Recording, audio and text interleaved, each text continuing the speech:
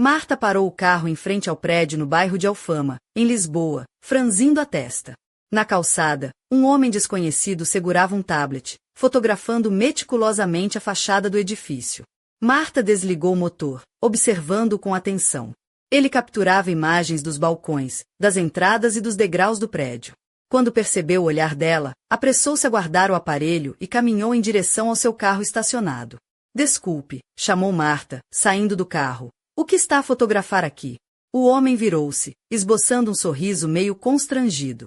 Trabalho numa agência imobiliária. Estou a registrar imagens para a base de dados. Marta arqueou uma sobrancelha. Interessante. Mas a que apartamento se referem essas fotografias? O homem hesitou, mas respondeu. É um T3 no 5º andar. A cliente pediu uma avaliação do imóvel. O rosto de Marta ficou vermelho. O seu apartamento ficava exatamente no 5º andar, e era o único T3 daquele piso. Quem seria essa cliente misteriosa? Desculpe, não posso divulgar informações pessoais, disse o homem, entrando no carro e arrancando rapidamente. Marta subiu as escadas até o seu apartamento, onde o marido, Jorge, estava estendido no sofá, entretido com o telemóvel. Olá, querida. Como correu o trabalho? Perguntou ele, sem levantar os olhos do ecrã. Tudo normal. Jorge, sabes quem pediu a avaliação do nosso apartamento? Ele fez uma careta, largou o telemóvel e sentou-se direito. Avaliação? Que avaliação? Para quê? Não faço ideia. Havia um homem a fotografar o prédio lá embaixo. Deve ter sido um engano. Jorge deu de ombros e voltou ao telemóvel. Marta ficou inquieta. Em 5 anos de casamento, ele nunca tinha sido tão indiferente. Normalmente, mostrava mais interesse, fazia perguntas, tentava ajudar. Mais tarde, durante jantar, Marta voltou ao assunto. E se perguntássemos à administração do prédio? Talvez estejam a fazer alguma avaliação. Jorge cortou a carne com impaciência. Deixa estar, Marta. Não vale a pena. Estás a ficar paranoica com o trabalho. Ela calou-se, mas a inquietação crescia dentro dela. Aquela noite, não conseguia afastar a sensação de que algo errado se estava a passar. Na manhã seguinte, Marta voltou à casa mais cedo. Ao aproximar-se da porta do seu apartamento, ouviu vozes por dentro. Parou, prestando atenção. A voz alta e segura da sogra, Cláudia, contrastava com uma voz masculina desconhecida. Vê como é espaçoso. Dá para transformar numa pequena moradia, dizia Cláudia, enquanto a voz do homem concordava. Marta inseriu a chave na fechadura com cuidado e abriu a porta lentamente. Na sala estavam Cláudia e o tal avaliador do prédio. A cozinha precisa de obras, mas a localização é ótima, continuava a sogra, deslizando a mão pela bancada. Tem os documentos do apartamento consigo? Perguntou o homem, impaciente. Claro, aqui está o certificado de propriedade, respondeu Cláudia, entregando alguns papéis. Marta entrou, fechando a porta com força. Os dois olharam para ela, surpresos. O rosto da sogra contraiu-se num instante de medo, mas logo assumiu uma expressão inocente. Marta, que surpresa! Não esperava-te tão cedo. Cláudia, explique lá o que está a acontecer aqui. Ah, é só uma curiosidade sobre o valor do mercado, respondeu a sogra com um sorriso forçado. Marta aproximou-se, estendendo a mão para os papéis. E que documentos são estes? Calma, querida, é só uma certidão da área do apartamento. Para ter uma ideia geral, respondeu Cláudia, apertando os papéis com força. Isso não é verdade. Eu nunca lhe dei esses documentos. Jorge deu-lhe as chaves, e ela tem estado a mostrar o apartamento a terceiros como se fosse a dona. Claudia Coro. Marta, não faças tempestade em copo de água. Somos família. Família não dá direito a passar-se por proprietária nem a usar chaves sem autorização. Quero as chaves de... Volta imediatamente. Relutante, a sogra largou o molho de chaves na mesa de centro. Estás demasiado nervosa, Marta. On terrasse me calma. O avaliador aproveitou a pausa para sair rapidamente. Marta acompanhou até a porta e voltou-se para Cláudia. Quero uma explicação.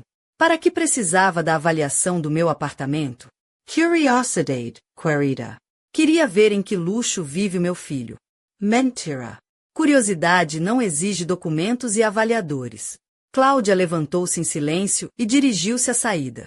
Marta, És de mosiadodeston fiada. Isso não ajuda numa família.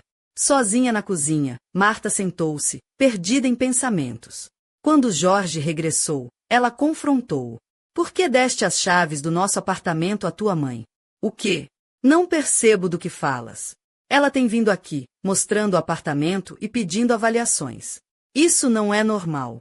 Jorge encolheu os ombros. É a minha mãe. Deve poder entrar. Mas é a minha casa.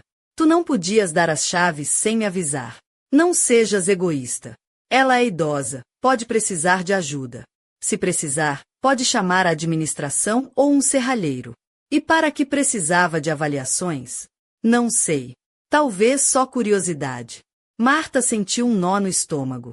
Algo não encaixava. E descobriu, ao verificar as transferências bancárias de Jorge, que ele enviava grandes quantias de dinheiro à mãe todas as semanas. 5, 7, 10 mil euros, quase 50 mil no mês, enquanto ela era obrigada a cortar despesas. Quando confrontado, Jorge ficou vermelho e desviou o olhar. Ela pediu ajuda. Tem dificuldades financeiras. Marta sabia que a sogra tinha uma casa, pensões e bens suficientes para viver. Algo escondido estava a acontecer. No dia seguinte, Marta decidiu visitar Cláudia. A sogra recebeu com um sorriso tenso num apartamento decorado com bom gosto, televisão nova, tapete caro, móveis elegantes, nada que denunciasse dificuldades financeiras. Cláudia, conte-me a verdade. Por que precisava da avaliação do meu apartamento? Apenas para saber o valor de mercado. E os grandes pagamentos que Jorge lhe faz? Cláudia hesitou, depois revelou que tinha dívidas devido a investimentos falhados e um empréstimo bancário para cobrir tratamentos médicos. Marta percebeu que a sogra tinha sido vítima de esquemas fraudulentos e agora tentava arranjar dinheiro às custas do filho, indiretamente, dela. Então planeia vender a sua casa? Talvez. Ou talvez venha viver conosco. Marta sensio calafrio. Já não era só uma questão de avaliações, havia um plano para invadir a sua casa. Dias depois, a irmã de Jorge, Inês, apareceu com os sobrinhos. Ela também manifestou interesse em mudar-se para Lisboa, para perto do irmão, e elogiou o espaçoso apartamento de Marta. É perfeito para minha família crescer. O meu filho precisa de um quarto só para ele. Marta percebeu que toda a família estava a conspirar para tomar conta da sua casa, enquanto Jorge fazia pouco para impedir. Pouco tempo depois, Marta ouviu rumores da vizinha Vera, que disse ter sido abordada pela sogra sugerir transformar o apartamento em um pequeno negócio para arrendar quartos. Marta descobriu ainda mensagens no telemóvel de Jorge, onde ele planeava o divórcio e a divisão do apartamento, com a ajuda da mãe e da irmã para recolher provas para o tribunal. Sentiu-se traída, enganada por aqueles em quem confiava. Na confrontação final, Marta expulsou a sogra com firmeza, dizendo: dou a minha casa a quem eu quiser, e tu não vais ser a dona dela. Para quem a queres dar, vais ter de ir com ela. Jorge tentou intervir, mas Marta mandou-o sentar, mostrando que agora era ela quem comandava. A casa, o espaço, a vida eram dela. Dias depois, Jorge saiu de casa, prometendo voltar, mas Marta sabia que aquela era a última vez que o via. Sozinha, sentada junto à janela, Marta sentiu-se mais forte do que nunca. A sua casa era sua fortaleza. E ali, olhando para a rua movimentada de Alfama, preparava-se para o próximo capítulo da sua vida, uma batalha pela sua liberdade e por aquilo que lhe pertencia. Mas, afinal, quem terá sido a misteriosa cliente que pediu a avaliação do apartamento? E que segredos mais esconde essa família? A resposta fica para a próxima parte. Naquela tarde quente de verão, Marta preparava-se para sair do trabalho quando recebeu uma mensagem inesperada, um convite para um café no bairro de Campo de Ourique. A remetente era Inês, a irmã de Jorge, que até então parecia distante e sóbria nas suas atitudes. Marta hesitou, mas a curiosidade falou mais alto. Afinal, precisava entender melhor as intenções daquela família que se aproximava cada vez mais do seu espaço. Vestida com um vestido leve azul celeste que desenhava sua silhueta com elegância, Marta calçava umas sandálias de tiras finas, revelando unhas pintadas de vermelho escuro. Um colar delicado de prata repousava no seu pescoço, e um leve perfume de jasmim a acompanhava. A sensualidade sutil estava ali, no equilíbrio entre o profissionalismo e a feminilidade, algo que Jorge parecia não mais admirar. No café, Inês recebeu-a com um sorriso aberto, embora os olhos escondessem uma tensão mal disfarçada. Obrigada por teres vindo, Marta. Precisamos esclarecer algumas coisas. Marta sentou-se, cruzando as pernas com firmeza. Estou a ouvir. A situação com a mãe é complicada, começou Inês, mexendo nervosamente no café. Ela não queria que tudo isto chegasse a este ponto. Então por que a avaliaste a minha casa? Marta não perdeu tempo. Não foi só por curiosidade, confesso. Mas não é bem o que pensas. A mãe está desesperada, e nós tentamos ajudar à nossa maneira. Não queremos prejudicar ninguém, só evitar que ela perca tudo. Marta franziu o senho. Mas por que não falaram comigo? Por que toda esta clandestinidade? Inês suspirou. Porque sabíamos que tu não ias aceitar facilmente. E porque o Jorge está dividido. Ele quer ajudar a mãe, mas também respeita o teu espaço. Está num beco sem saída. Marta olhou para a irmã do marido, percebendo a sinceridade misturada com medo. Então ainda há esperança de resolver isto sem mais conflitos? Talvez. Mas precisamos de unir forças, não de enfrentar-nos. Enquanto falavam, um som de risada infantil veio da rua. Marta olhou pela janela e viu um grupo de crianças a correr, brincando entre as sombras das árvores. Pensou no futuro, no que queria para si e para sua casa. Ouve, Inês, disse Marta, com um sorriso leve e um brilho nos olhos. Não sou uma mulher fácil de convencer, mas também não sou inimiga da família. Só exijo respeito pelo que construí aqui. Inês sorriu de volta, aliviada. Isso é tudo o que queremos. Naquela noite, Marta voltou para casa com a sensação de que talvez, só talvez, um diálogo fosse possível. Mas uma mensagem no telemóvel fez-lhe o coração acelerar. Não confies em ninguém, Marta. Nem mesmo no Jorge. Quem teria enviado? E por quê? O mistério aprofundava-se, enquanto as sombras da noite de Lisboa envolviam o bairro de Alfama. E assim, entre alianças frágeis e segredos bem guardados, a batalha pelo apartamento de Marta continuava. Mas será que ela estava preparada para o que viria a seguir? A resposta ficará para a próxima parte. Na manhã seguinte, Marta acordou com o sol a penetrar pelas cortinas de renda do seu quarto, iluminando suavemente o vestido de seda vermelho que repousava sobre a cadeira. Decidida, vestiu-o rapidamente, ajustando a cintura que realçava sua figura esguia e os seus ombros delicados. Nos pés, escolheu uns sapatos de salto médio, pretos, elegantes, que lhe davam o equilíbrio perfeito entre conforto e sofisticação. Um par de brincos pequenos de ouro completava o conjunto, enquanto o cabelo castanho escuro caía em ondas suaves pelos ombros, dando-lhe um ar de mulher segura e irresistível, sem nunca ultrapassar os limites da elegância. Com um café na mão, Marta saiu para a rua, decidida a seguir a pista da misteriosa mensagem que receberá na noite anterior. A primeira paragem foi a pequena papelaria da Rua da Esperança, onde um velho conhecido de Jorge costumava passar as tardes a ler jornais e a discutir futebol. Marta aproximou-se com um sorriso discreto, tentando parecer casual. Boa tarde, senhor Antônio. Sabe, por acaso, quem andou a enviar mensagens anônimas para Marta? Perguntou, com um olhar firme. O homem coçou a cabeça, sorrindo com malícia. Ora. Não sei de nada, senhora. Mas dizem por aí que nem todos os familiares são tão amigos quanto parecem. Marta agradeceu e saiu, sentindo a tensão crescer no seu peito. As palavras do velho Antônio ecoavam como um aviso. A traição podia estar mais perto do que imaginava. Mais tarde, já em casa, enquanto preparava o jantar, o telemóvel tocou. No visor, apareceu o nome Jorge. Marta hesitou, o coração acelerou. Attendo. Marta, precisamos conversar. Há coisas que tens de saber antes que seja tarde demais. A voz dele estava diferente, tensa, quase implorante. Fala. A tua sogra não está sozinha nisto. Há alguém a manipular tudo por trás. Alguém que quer ver-nos destruídos. Antes que pudesse perguntar mais, a chamada foi cortada. Marta ficou imóvel, sentindo um frio percorrer-lhe a espinha. Quem seria esse alguém? E quais seriam os seus verdadeiros motivos? Naquela noite, enquanto as luzes da cidade piscavam ao longe, Marta sentou-se junto à janela, olhando para o horizonte lisboeta. A sua mente fervilhava de dúvidas e suspeitas, mas uma coisa era certa, não ia desistir sem lutar.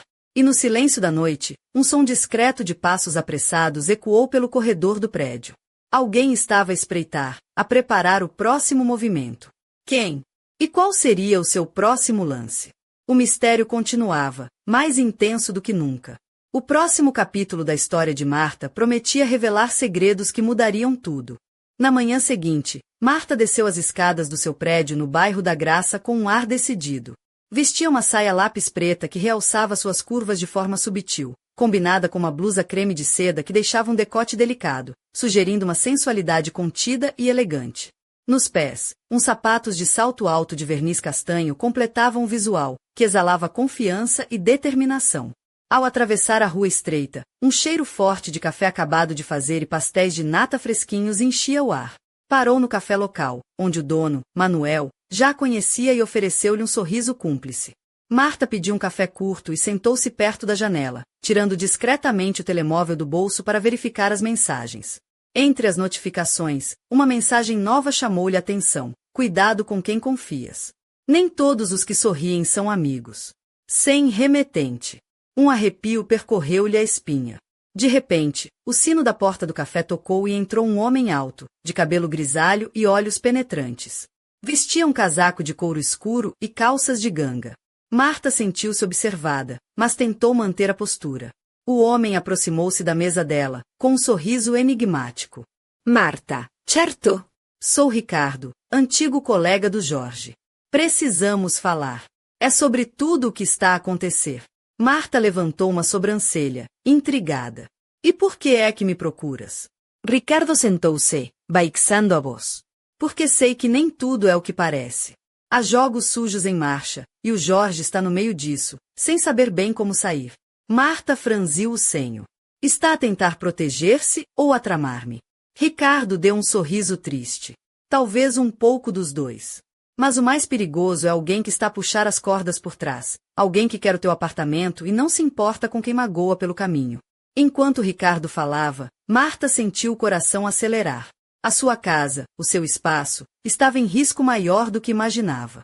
No fim da conversa, ele deixou-lhe um cartão com um número de telefone. Liga-me se precisares.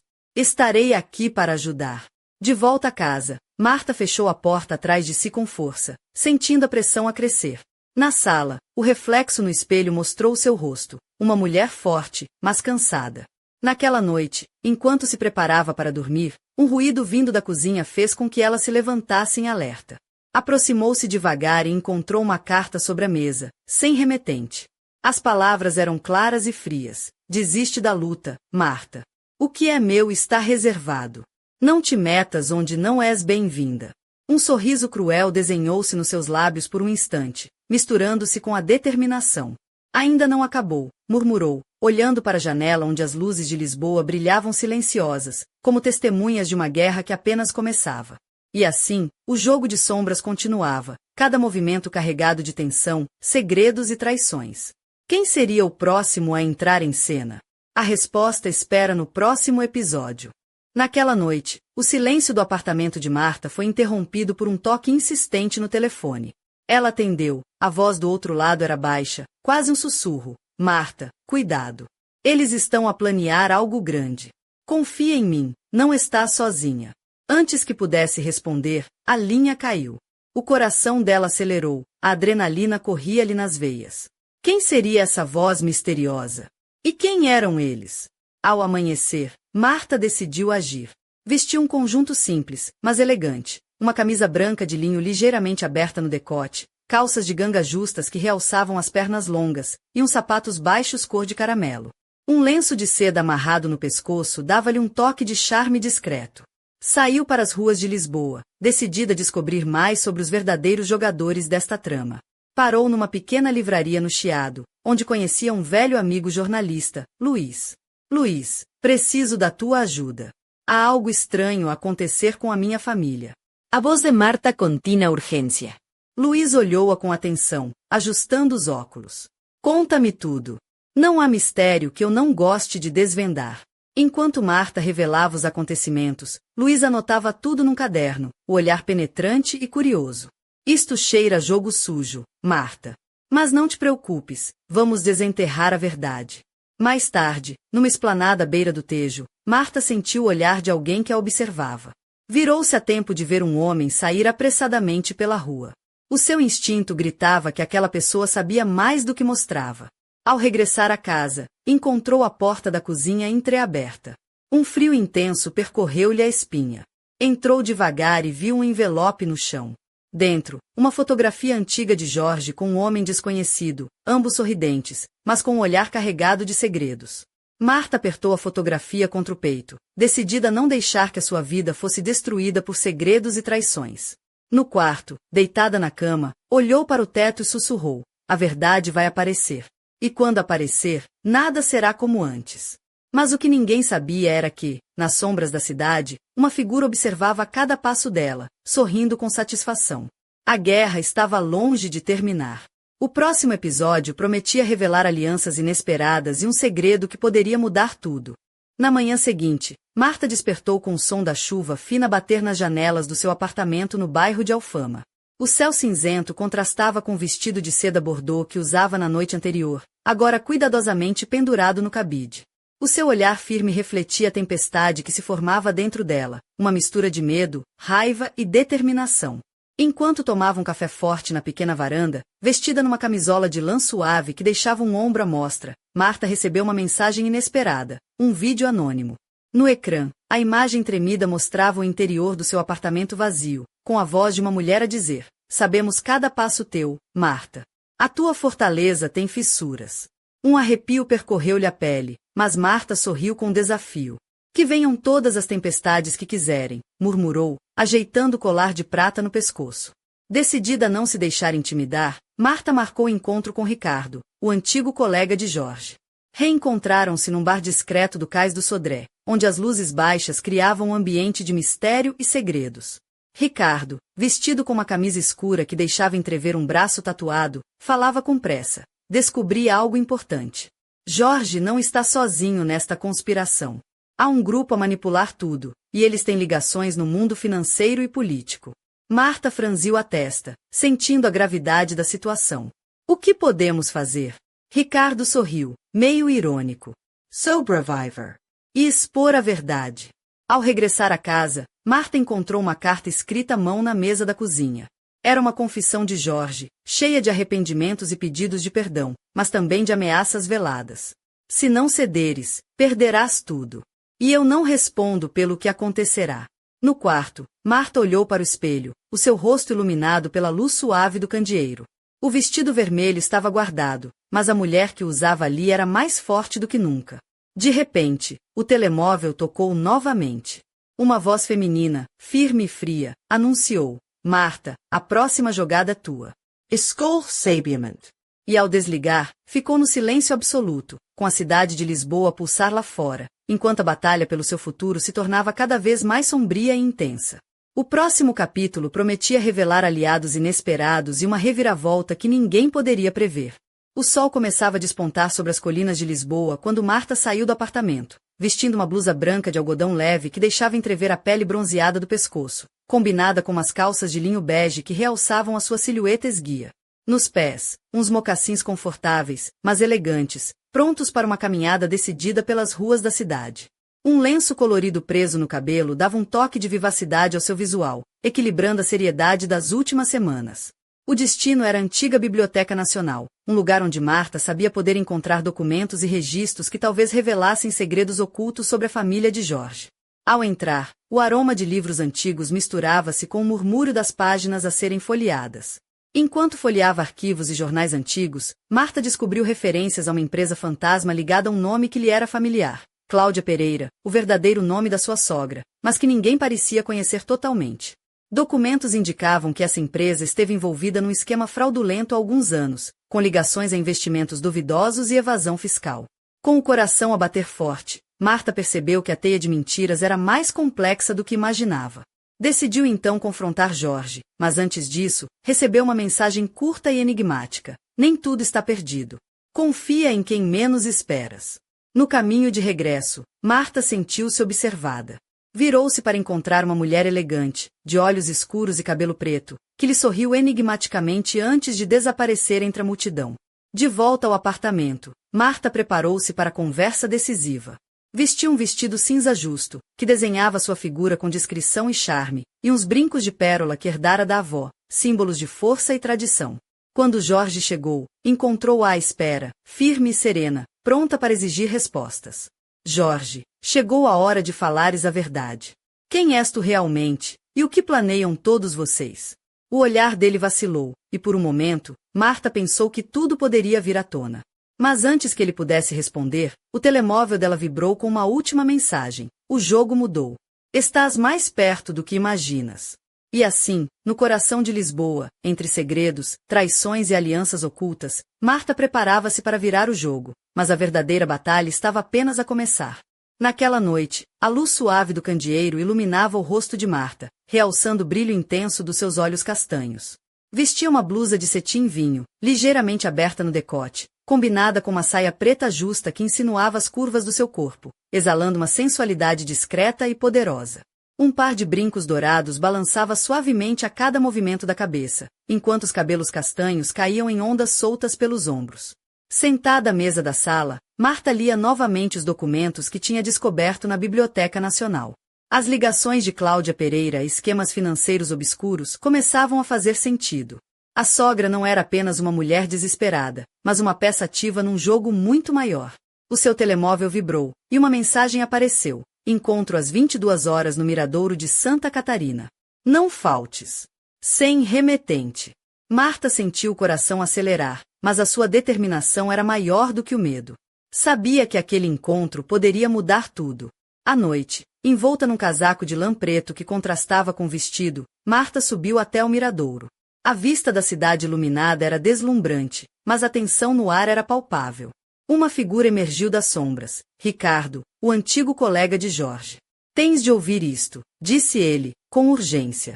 Descobri que Cláudia está a preparar algo grande.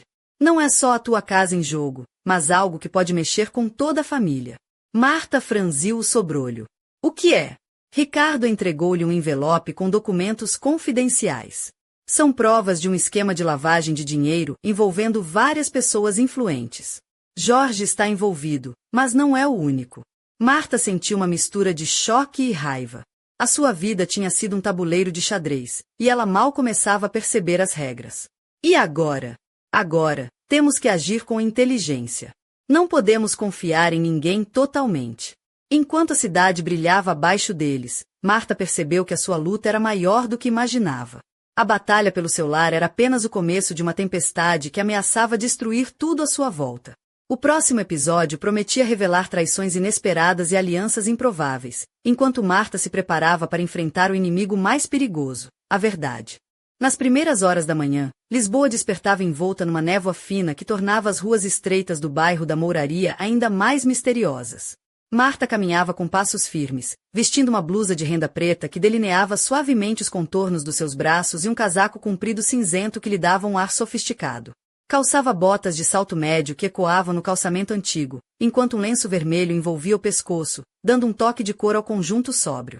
O seu destino era a casa de um velho amigo da família, Joaquim, um advogado conhecido pela discrição e pela habilidade em casos complicados.